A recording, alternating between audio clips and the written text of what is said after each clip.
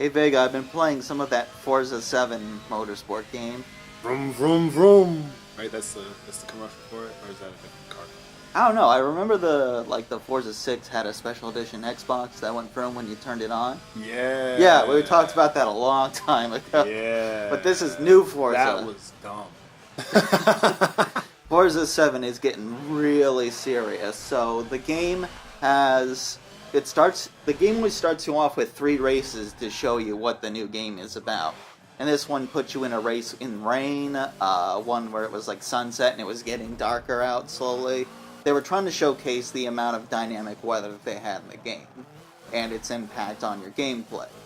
And it was pretty good because it was a bigger showcase of pro racing than ever before. It kept telling you about people who won certain races, and you get to experience what they experienced in their real-life version of that race.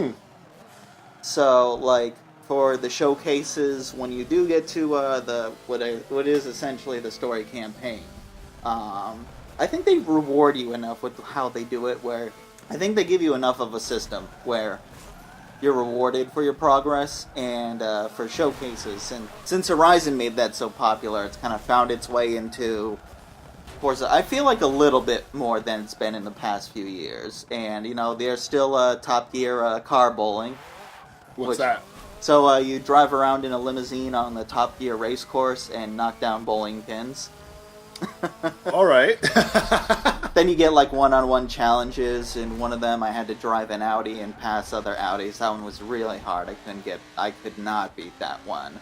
Right now, the difficulty is very sharp between 2 difficulty modes. Above average racing on the drive cars are pretty good. You get to highly skilled, and they are super hard. I don't know if that's a problem with the balancing to begin with, or it's a patch thing, or maybe I just suck. We'll just go with I suck for 400, Alex.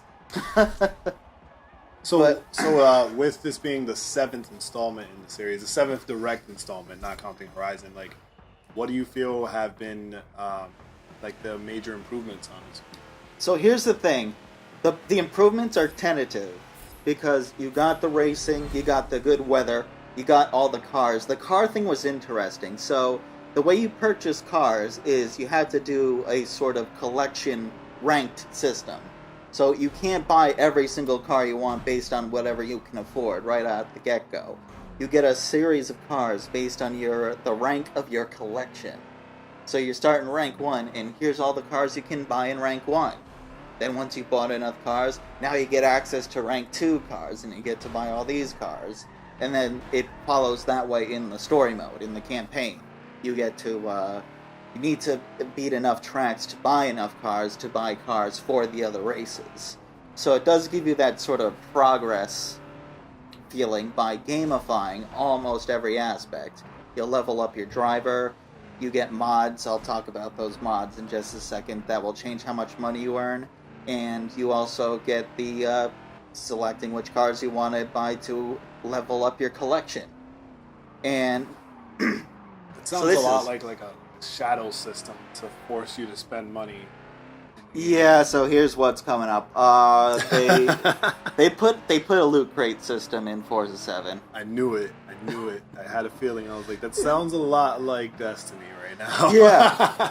Here's the thing, though, with it is, okay, I bought one with my own credits, and I did get a mod, and all this other stuff that I actually wanted when I opened one actual loot crate that I bought with the in-game currency. I'm not going to spend real money on that.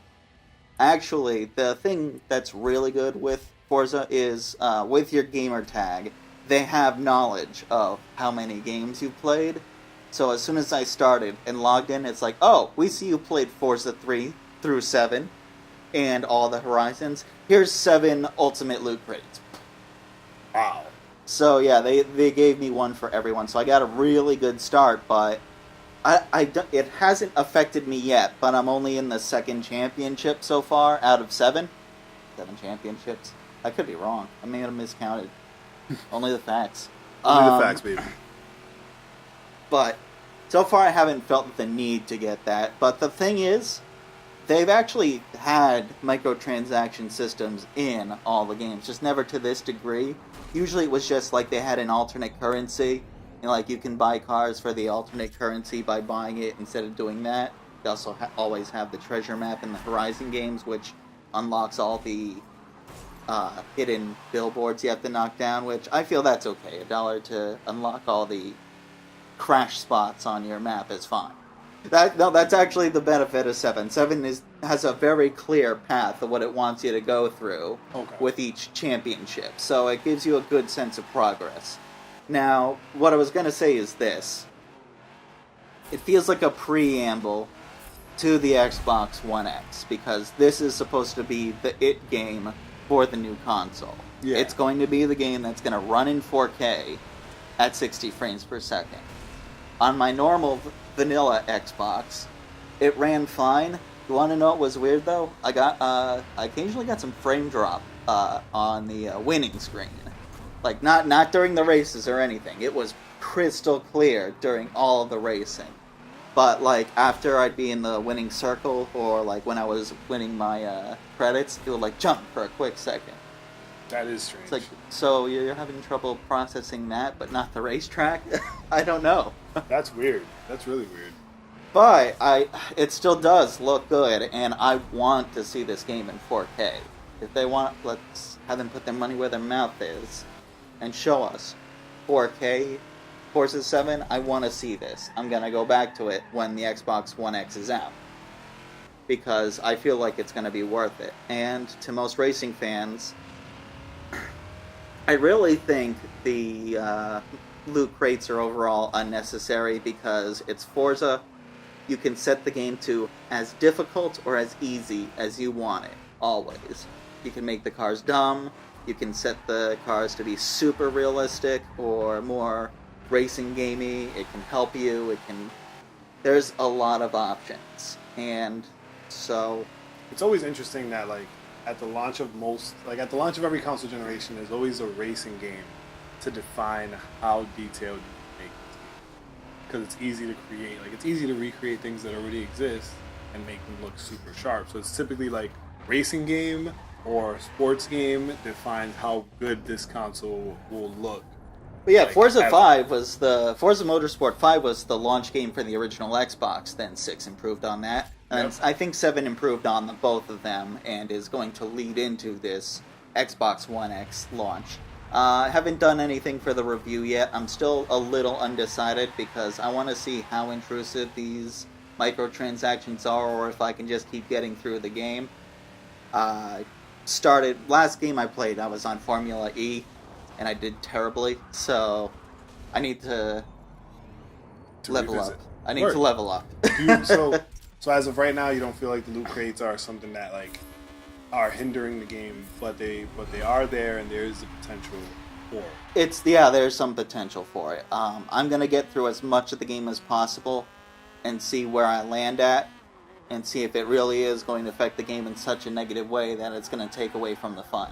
Right now, not really, because again, the difficulty is so customizable, and the fact that the mods that you get for extra money, it's like, you don't need those.